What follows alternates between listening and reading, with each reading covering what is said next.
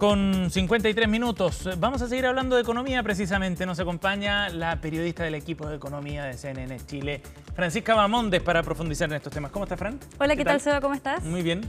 Saludamos también, a quienes nos acompañan a esta hora acá en CNN Chile Radio. Y vamos a hablar de un tema que ha causado bastante controversia en relación también a este paquete, a este Plan Nacional de Reconstrucción y las medidas que anunciaron desde este gobierno, y una de ellas es la relacionada a las modificaciones o más bien limitaciones que podría tener la gratuidad universitaria, un beneficio bastante emblemático para nuestro país que ha permitido que muchos estudiantes puedan acceder a la educación superior sin tener que costear su propia carrera. Y bueno, acá también hay distintas dudas en relación precisamente a que el gobierno anteriormente había señalado, antes de ser gobierno, que este proyecto no se iba a tocar, o más bien que ninguna de las iniciativas sociales que ya están en curso no iban a tener ninguna modificación importante. Entonces la crítica que se hace ahora es que no lleva ni una semana y ya se pone sobre la mesa una modificación a un proyecto que tiene un impacto social bastante relevante. Se tocan derechos sociales, ¿no? De todas maneras. Que era el tema en cuestión. De hecho, ese es el punto, básicamente. Acá también hay distintos puntos. Uno de ellos, por ejemplo, es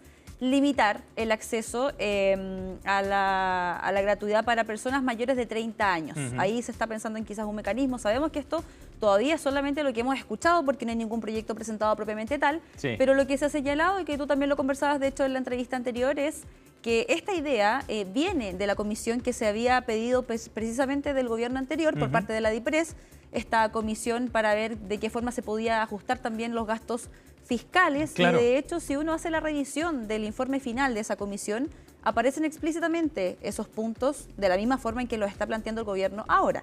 Hacer esa revisión en el fondo de cómo se podría limitar el acceso para estas personas mayores de 30 años y también ver algunos mecanismos ahí de...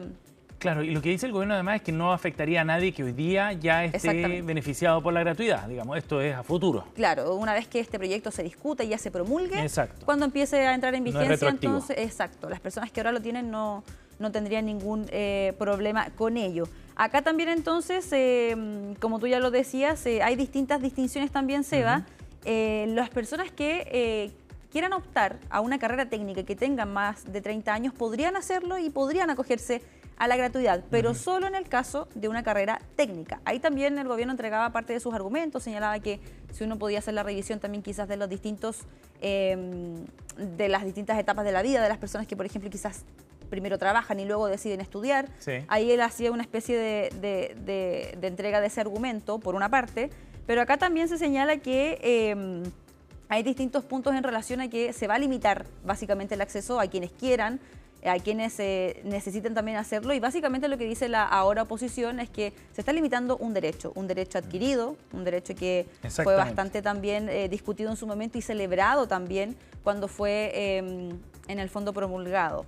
Vamos a pasar a revisarse algunas declaraciones por parte del oficialismo, quienes señalan también que esto podría tener distintos criterios que se podrían revisar y que en el fondo no sería tan a rajatabla, no sería solamente para todos los mayores de 30 años o quizás con una norma más bien ruda, sino que habría también espacio para la discusión, como por ejemplo el tema del hecho de que las personas que quisieran optar a una carrera técnica podrían verse beneficiadas de todas formas con el financiamiento de su carrera. Pasemos a revisar parte de esas declaraciones. No se va a tocar ningún solo derecho adquirido. Las personas que están estudiando hoy día van a poder hacerlo en las exactas mismas condiciones que lo venían haciendo. Lo que se ha dicho es que si es que hay alguien que pretende abusar del Estado porque está ganando 3, 4 millones de pesos y no está pagando el préstamo que se le hizo para estudiar, a esa persona, por supuesto, hay que ir a cobrarle los 120.000 pesos del CAE. Eso es lo que se ha dicho. No se está hablando de cortar algo que ya existe, sino que todo lo contrario. Me parece perfectamente compatible si es que el tenor o el hilo conductor de todo aquello que se va a estar discutiendo es mejorar o reconstruir las arcas fiscales del Estado, de las finanzas públicas que se discutan en un mismo momento. Creo que con eso se aprovecha de avanzar de una manera más rápida. Bueno, y ese también es como el meollo del asunto, Seba, ver de qué forma se puede reducir también el gasto fiscal, un punto bastante relevante. El gobierno ha dicho que parte de esa emergencia también radica en lo que ellos aseguran heredaron del gobierno anterior, a raíz también de estos incumplimientos consecutivos de la meta fiscal. Y de hecho, precisamente esta propuesta que se contempló en esa comisión que se creó hace un par de años atrás también tenía el mismo objetivo. Y ese también es uno de los puntos que esgrimen desde el oficialismo. Claro, y además hay otros antecedentes. Hace unos días Matías Acevedo, exdirector de presupuesto, decía que las proyecciones que se habían hecho cuando se promulgó la gratuidad de respecto al costo que esto iba a tener para el fisco, no se han cumplido. O sea, se está gastando más respecto a la gratuidad como política pública. De lo que se había estimado inicialmente. Y esa tendencia al alza solo va aumentando con el paso de los años. Por lo tanto, ya tenemos un exceso de gasto por sobre lo estimado inicialmente, superior a los 4.000 millones de dólares, si no me falla la memoria, y esa tendencia sigue acrecentando con el paso del tiempo. Entonces, vale la pena también tomar esos antecedentes para revisar efectivamente una política como esta. Para revisar también de qué forma se puede seguir implementando, pero que no tenga esos costos tan altos, al menos para el fisco. Claro. Vamos a revisar también, Seba, parte de lo que esgrimen desde la ahora oposición, señalando precisamente que acá quizás también se busca eliminar derechos sociales que ya fueron adquiridos y que ha sido principalmente el foco de la crítica que se ha conocido al menos hasta estos días. Pasemos a revisar. Kast dijo en campaña que no iba a tocar la gratuidad, pero a días de asumir ya está diciendo que la va a limitar a los futuros estudiantes. Kast dijo que este era un gobierno de emergencia, pero hemos visto que más bien su interés y principal preocupación es limitar derechos sociales.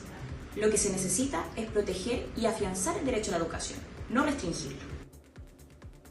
Ahí entonces parte de este cuestionamiento que se realiza. Sabemos que esta es una idea, al menos de momento, se va a presentar de todas maneras, pero también el punto ahora es ver cuáles son los aspectos que se van a considerar al momento de presentar este proyecto de ley, cuál va a ser también la discusión que va a tener en el Congreso. Y de hecho, también durante la jornada de este día lunes pudimos conversar con José Joaquín Brunner, él es exministro de Educación, ahora director del doctorado en Educación Superior de la Universidad Diego Portales, y él ponía el foco precisamente en cómo iba a intervenir también los distintos actores para ver también el tema de las cifras, ver si es que los análisis se han hecho de manera correcta. Por ejemplo, la cifra que tú mencionabas en relación al aumento considerable que ha tenido también financiar una política como esta a lo largo de los años. Pasemos a revisar.